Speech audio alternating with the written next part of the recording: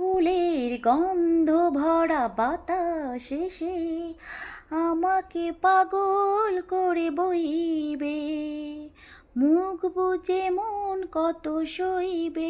এই ফুলের গন্ধ শুঁকতে গিয়েই মরেছি আমি।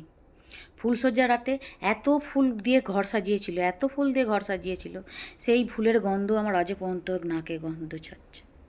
তার কারণ ফুলসজ্জার দিন আমার বর যে যে কথাগুলো আমাকে দিয়েছিল তার একটা কথা রাখেনি, একটা কথা রাখেনি। শোনো একটা কথা বলি, বলে বড়দের নিয়ে কারো কাছে সমালোচনা করতে নেই, আবার করতেও হয় কিছু কিছু সময়, যেন তোমরা বা তোমার দাদাকে বলুনি যেন।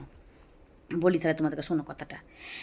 কি হয়েছে জানো, আমি একদিন বললাম, দেখো আমার একটু কিছু খেতে ইচ্ছা করছে, ভালো মন্দ তুমি কিছু একটু এনে দেবে, কিন্তু মাকে বলা যাবে না, মানে আমার শাশুড়ি যদি শুনতে পায় যে আমি কিছু ভালো মন্দ খাচ্ছি তাহলে বল ব্যাস আমার গদ্দার নিয়ে নেবে।